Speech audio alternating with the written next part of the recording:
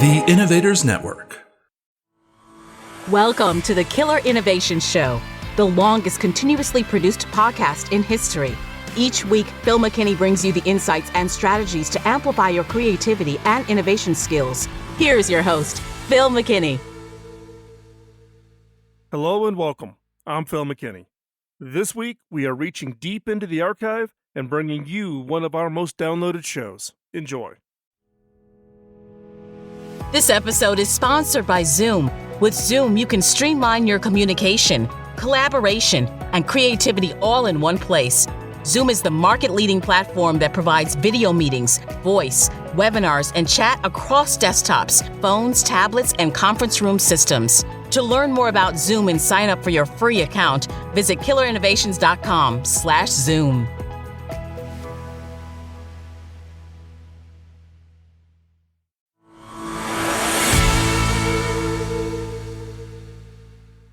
When you hear someone labeled as a creative person, what qualities would you attribute to that person? The fact that they get defined as being creative.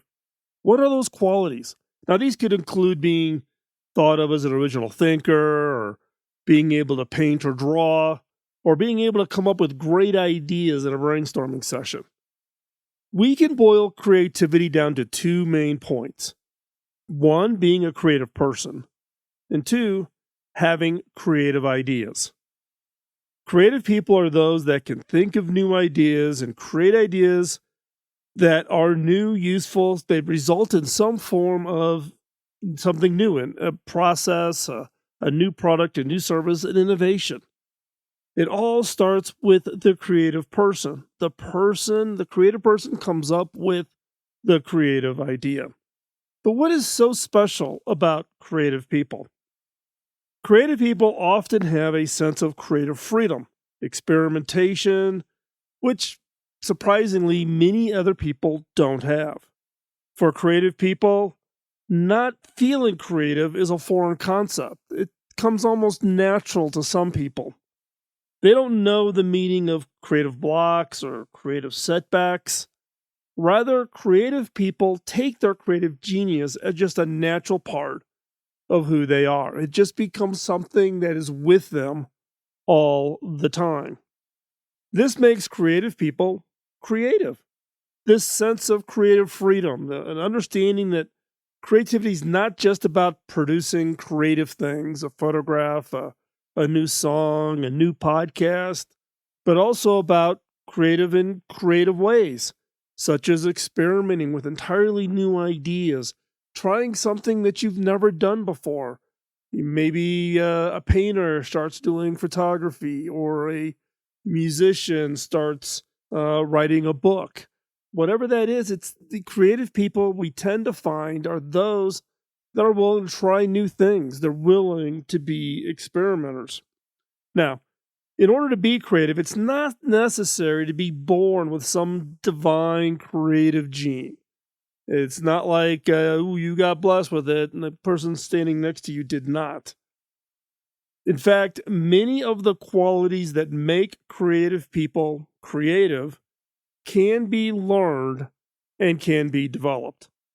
And that is what we're going to cover in today's episode. We're going to take a look at the 12 qualities of a creative person.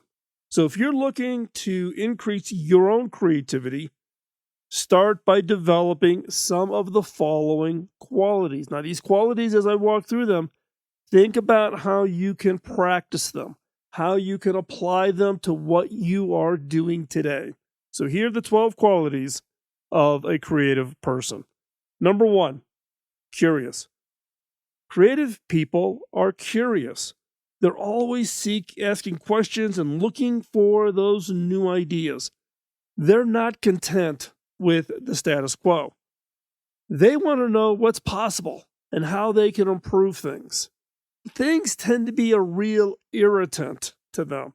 The curiosity of, why isn't that working the way I think it should work? How would I make that better? It's that curiosity.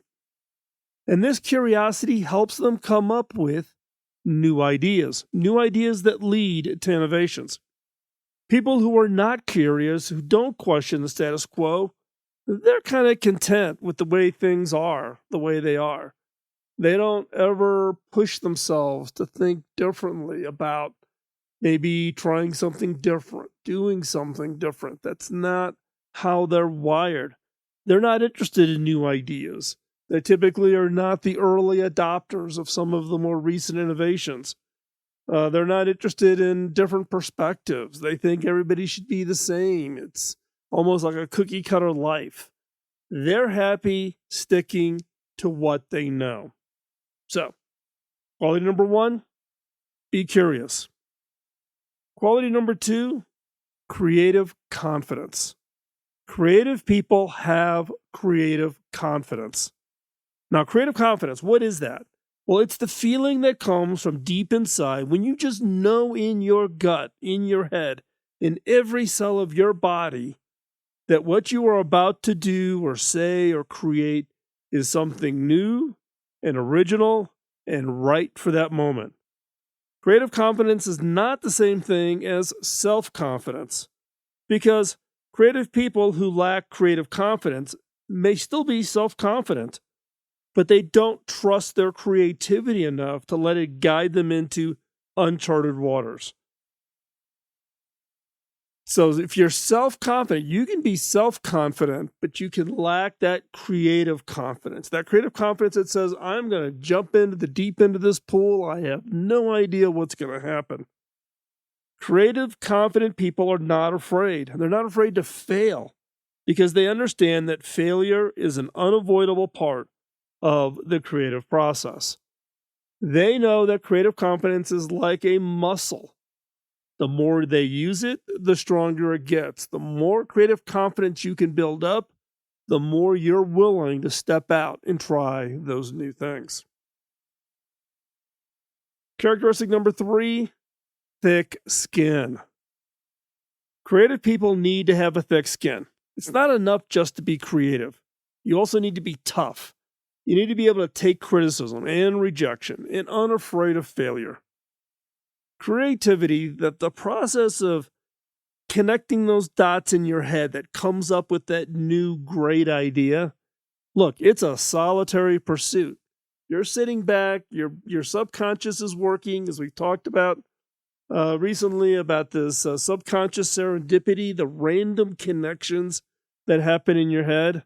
It's a solitary pursuit, and there's no guarantee of success or fame or fortune. So you can't afford the luxury of being thin-skinned. You need to be resilient. You need to have a can-do attitude. If your creative ideas are constantly shot down, it can be discouraging, and it can also affect your motivation. But if you have thick skin, you will more likely persist in the face of these setbacks. Characteristic number 4, an independent, rebellious streak. Creatives need to have an independent streak. They can't be afraid to blaze their own trail and do things their own way. They need to stand up for their ideas, even if those ideas are not popular. People who want to go with the crowd, who always follow the rules, are typically less creative. They're more comfortable with predictability and routine, and they're less likely to take the risks. They're also less likely to challenge the status quo or think outside the box. They may be happy with their lives, but they're unlikely to make any major breakthroughs or changes. Now, people who are too rebellious, too independent with their creativity, can often be labeled as being difficult to work with.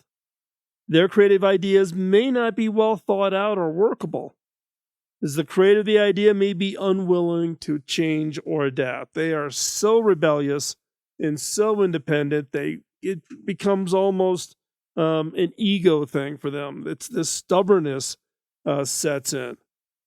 And this stubbornness can lead to clashes with authority figures who may not appreciate the underlying creative idea. So a creative person needs to find the right balance between their independent, rebellious streak while also supporting the organization and the team mission. And that's a tough balance. Number 5 characteristic is flexibility. Creative people need to be flexible. Now, the creative process, let's face it, is unpredictable. You never know what might happen. Now, you may come up with an idea that's completely different from anything you've ever done before, going into a new area, and don't hesitate. You need to jump in and figure it out. You won't have all the answers. You need to figure it out. A creative person that's not flexible, they're going to overlook any form of possible new ideas if it gets into an area that makes them a little uncomfortable. And you need to be looking at it in such a way as not, why can't I do that, or why we shouldn't do that, but how do we adapt? How do we change? How do we take advantage of this new idea, this new thing that's coming up? So again, flexibility. Your creativity is the unknown. If you're starting a painting or writing a book and you think you know exactly how it's going to go, the one thing I can guarantee you is it is not going to go the way you planned it. The 6th characteristic is being playful. A creative spirit often reflects itself as playfulness. In order for creativity to be unleashed, it needs an outlet. Being playful is one of those outlets. Having fun, getting a little crazy, a little wacky. Playing around with ideas can help break through the mental blocks by going outside the box so that you come up with new solutions or inventive ways at looking at old ones. People who are not willing to play when it comes to work often struggle to be creative. Look, we've all had these people. You've sat in a brainstorming session and you're throwing out some wacky, crazy ideas, and it's that one person on the team who just is kind of looking at you sideways and kind of makes you feel like, why are you wasting all of our time? That's not professional. That's not business. That's not, we're here to come up with this answer. Playfulness, inject that in. In a recent episode, we talked about humor and the role of humor as a creative thinking tool. Humor, playfulness, all in that same category. It's about unleashing those ideas. Now, in the case of these people who are unwilling to be playful, right? Those people typically view work as serious and often just an absolutely grueling task, which can lead them to see playfulness as really not having a role. Now, this will cause them to put off creative tasks or worse, avoid participating. These are the people who may not want to be part of a brainstorming session. But creative people will know how to be playful. They know how to kind of let their guard down. Don't get so in a business form of don't smile, don't laugh, just be serious all the time. Creativity, if you want to unleash it, you got to find that playful side. Number 7, creative people are more thorough than most others because creative people would never stop at the first idea. So they're thorough. And in fact, this is probably one of those that I see as most prevalent across all the people that I would classify as being creative. One of the things I write about in my book, I've talked about it here on this show, is around not stopping at that first obvious idea. Go beyond the obvious. Thus the title of my book. Go beyond the obvious. Don't stop at that first idea that pops in your head. Go beyond. That's being thorough. Creative people want to see what else they can come up with. Is there a better idea? Is a second, third, fourth, fifth, 25th, 50th, 100th idea to solve this problem? And so they will always take their time. They're not trying to rush things. Now, that could also be a negative for some creative people, where they need to kind of get pushed along in order to continue to move forward. Now, creative people may be creative, but they know that the world is not perfect. And it takes hard work. You've got to be thorough. You got to look at all the corners and look at all the possible areas to make something better, which is why creative people put in all this effort into everything they do. They are extremely thorough. Creative persons also know that there's no such thing as a bad idea. So every good idea should be taken seriously and carefully thought out before making any decisions or any judgments. Don't assume an idea is bad right out of the gate. Think through it. Before you make a decision that you're going to kill an idea or move forward, be thorough. Look at that idea. Understand it. What are the pros and cons? Do an innovation lean canvas. You can go search for that over at Killer Innovations. We talk about the innovation lean canvas. Gives you a great approach to thinking about an idea. Is this an idea you should go forward with? So again, creative people are thorough. Number 8, ambitious. Creatives are ambitiously striving to push the boundaries of what is possible. Creative people, we just have an intrinsic need for self-expression. In fact, I'm amazed, for instance, of how many people in one creative area also express themselves in other creative areas. Software engineers who are musicians, painters who are photographers. In my case, as being an inventor of typically hardware type platforms, doing something like the podcast. The podcast turns into being one of my creative outputs. Now, why do we do this? Why are we ambitious along these things? Well, we crave feedback. We're looking for others to give us feedback on our creative work so we can improve them, we can experiment, and we can use what we learn in one area, doing the podcast, to applying it to a completely different area. Creative people are creative because they have that desire to create something new and unique. When I started the podcast, it was all about, hey, it's this new thing back in 2005. Nobody knows what a podcast is. Let's go figure this out. Boy, if I had known 17 years later I'd still be doing the show, I may have thought differently about it. Creative people want to do creative things. We're like anybody else. You get a little burned out doing the same thing all the time, right? So you want to try new things. You want to be ambitious. You want to try it. You want to experiment with it. People who are not creatively ambitious, they just don't have that intrinsic need for self-expression. Maybe they don't want to be out there, putting photographs into a competition or hanging one of their paintings in their living room where all their guests are going to see. They're not looking for that feedback from others for their creative work. Without ambition, creative work will not happen. People who are not creative may still be doing or able to do and create things, but those creations will be mediocre at best because it's that feedback loop of how people are responding to whatever it is you're doing. How are you responding to my podcast feeds my ability and my engine to continue to do more episodes of the podcast, as another example. Number 9, energetic. Creative people need creative energy in order to thrive. Look, if you're creative, you're always on the go. You're kind of jacked up. You don't need caffeine in many days, right? A creative person can never just sit still. We'd be bored. Now, boredom is not a bad thing. We just talked about that. Over on my blog, I wrote a blog a couple weeks ago titled I'm Bored, talking about the value of boredom in developing and finding ideas and finding new ideas. So go check that out. But, we're never going to sit still. In fact, we have a hard time being bored when we actually probably should be bored. Well, why? Because we've got these ideas just pouring through our heads. They have to get up. We got to do something with it.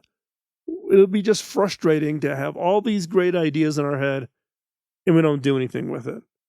So we just can't sit still. We've got that energy. Creative types like painting, making music, writing stories, drawing pictures, anything creative really, because they know it helps us feel better. We don't sit around and just stare. Now I will watch TV, but even while I'm watching TV, I'm working on ideas. I am working on titles and content for the next episode of the podcast. Working on the latest blog post. I'm working on book 2, as I've shared with you, right? Creative types are always feeding that creative itch. Now, we don't limit our energy to just our creative work, but we're also very energetic about life. We don't, I think in my case, most of the creative people that I know, they're pretty positive people. They're pretty uplifting. I have not run into a lot of people that are highly creative that are also bogged down or negative. And the other is beyond even, one of the things that, most creative people love about creativity is not only just about creating art for ourselves and for our own satisfaction, but it's also about inspiring others with our creativity. Like I've said, one of the things that feeds my creative engine is feedback from you, hearing from you, hearing how some of you gone off and created a podcast after listening to Killer Innovations, and many over the 17 years, I've probably lost track. Hundreds, if not thousands of listeners have gone off to start their own podcasts and ask for help and ask for advice. But inspiring that feedback loop is what feeds my creative engine. And that also makes creative people, again, enthusiastic and positive people. The next characteristic is number 10, being naive. Creative people are often naive in some ways about their own limitations, but they can also be more creative than others because of this naivete. Naivete means not knowing what you don't know, which for creativity means being open-minded enough to look at something differently and thinking outside the box. Being naive in some cases can be viewed as maybe a slam or a negative. And what I'm describing is being naive is a positive. You don't get bogged down. Not knowing what you don't know prevents you from having those roadblocks or having those things in the back of your head telling you, oh, don't try that, don't do that, someone must have tried it before, whatever. So, again, naivete means not knowing what you don't know, and that is a positive because it keeps you open-minded. It allows you to look at things differently, and it allows you to think outside the box. Now, for those who have been around for a while, will say, oh, you're too naive. While those who haven't will say, oh, you're too creative. This is where the balance between creativity and practicality comes into play, is this naivete. Characteristic number 11, creatives are dreamers. Creative people are sometimes referred to as this term dreamers. This is because creative people thinking involves imagining new possibilities. If you are creative and you're applying creative thinking, you are constantly looking at new possibilities. Some call these creative people dreamers. It's a term that gets attached to many, if not most, and if not all, creatives. And it's this dreaming about what is or what could be or what would the future look like if we were able to invent this, solve this, resolve that. Now, how does the term dreamers come from? Well, it comes from literally dreams. Dreaming about what could be is a key ingredient in creativity because it allows for new ideas and possibilities. Dreaming is that subconscious. You may not even be doing conscious dreaming. And I have never done an episode on conscious dreaming, and maybe this is a prompt. I need to do that, to talk about how you can kind of preload your subconscious so that when you go to sleep, that serendipity effect, your subconscious connecting random bits of information to come up and solve either the problem you're dealing with or coming up with a radically new idea. So dreaming is a part. You may not even be aware of it. You may just wake up in the morning and go, wow, I've solved the problem, or wow, I've got this crazy, wacky idea. Where did this come from? It's a key ingredient in creativity. Dreams can inspire us. It gives us new ideas. And as I said before, it helps us solve problems. And number 12, persistence. To be creative, you need to persist. You need to persist in your efforts over time, despite any of the obstacles or difficulties you face along the way. Creative solutions are often found through patience and tenacity. Rather than giving up too early on them when faced with challenges or setbacks because of impatience or frustration. And look, we all get frustrated. I don't want to sugarcoat this. We're going to get frustrated, and you may have to set it aside. Look, I've set aside book 2 for going on 7.5, 8 years. And now I've picked it back up again because I've run into walls. I can't figure out how to structure it. I'm not quite sure the content is working, right? Those are all part of the frustrations of being a creative. You're going to run into those things. So if a creative person gives up at the first sign of difficulty, if we just chuck it out the window or challenge without persisting, then, our creativity will be short-lived. Because creativity is hard. It's going to take some effort to kind of get beyond the first easy steps. You're not going to come up with a masterpiece that's going to get hung in MoMA in New York the first time out of the gate and in the first 30 minutes, right? Creativity is hard. It's a big lift. The creative process is often filled with everything from challenges, how's this work? Is this working well for me? Dead ends, setbacks, rejections, negative feedback, all the things that are going to throw these speed bumps and roadblocks in your way. But it's only by persevering through these that creative solutions can be found, that you can innovate and change the world out there somehow with an idea or something that you're working on. You have to persist. Now, one of the things that, when I was going through this list, and whenever I'm working on content, I'm always thinking about, what are the questions that are probably bouncing around in the back of your head. Now, one of the questions that I'm going to guess is bouncing around in the back of your head is we talked about thoroughness and we just talked about persistence. So what's that difference? They kind of sound the same. Aren't thoroughness and persistence really the same? They're not. The difference between thoroughness and persistence is that while persistence is the drive to continue going despite obstacles, thoroughness is the attention to detail and care that is put into making sure that all the bases are covered. So thoroughness and persistence are different, and they're listed here. I put together this 12 qualities of a creative person. I put them in as 2 separate things. So I wanted to call that out specifically. So let's walk through, again, the 12 qualities of a creative person. Number 1, curious. Got to have curiosity. Number 2, it is creative confidence. You need to have that creative confidence. Number 3, thick skin. Got to have a thick skin. If your ego gets hurt easily, it's tough. Number 4, you need to have that independent, rebellious streak. You need just enough of that, but not too much of it.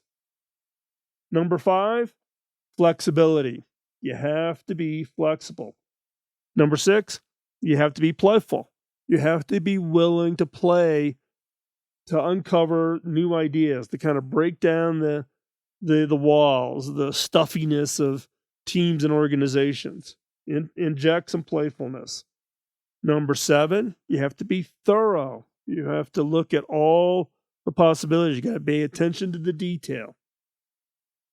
Number 8, you need to be ambitious. You're not going to be high impact creative if you're not ambitious. You have to be ambitious. And it's not a negative. Some people view being ambitious as a negative. It's not a negative. Number 9, energetic. You need that energy. You need to find that creative energy in you. Number 10, be naive. You don't have to be an expert in everything. Being naive is actually a good thing. Number 11, be a dreamer. Dream. Dream of the possibilities. Think about what the future could be, what your ideas or the problems that you're trying to solve, how they change your lives and how they change other people's lives. And number 12, persistence. Don't give up. Work it. Work it hard. And you never know what might be the result of the idea that you're working on down the line. So have that persistence. Now, the whole purpose of this episode, we've been talking about really, again, these 12 personalities, these characteristics, these qualities of the creative people. Creative people have a creative personality, you could classify.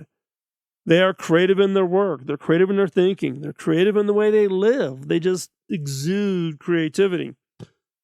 Creative people have a creative mind that is always looking for new ways to think about old problems or to solve difficult problems with new approaches. Now, creativity can be developed by anyone, but it takes time and dedication to develop these qualities into a habit. Qualities we just talked to, you can learn them, you can apply them, but you have to do them. You have to do them so many times, over and over and over again, till they turn into a habit. What's the saying? If you do something for 30 days, it becomes a habit. Some people say 45 days. Commit yourself. Take these qualities and apply them to you. And see what happens to your ability to be more creative, to be viewed as being creative by others. So in today's episode, we've covered these 12 qualities of creative people and how they can be applied to help you become more creative in your life or business. So when it comes to creativity, the sky's the limit.